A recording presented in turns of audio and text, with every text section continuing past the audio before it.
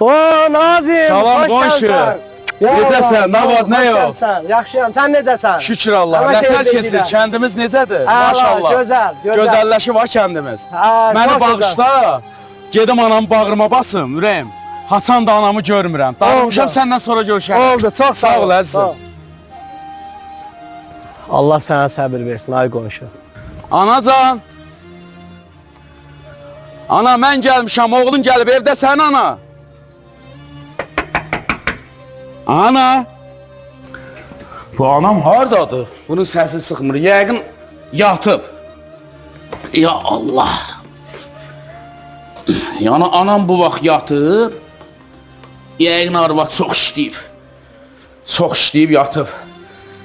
Oh Allah, evimizin havası nə gözəldir. Ana.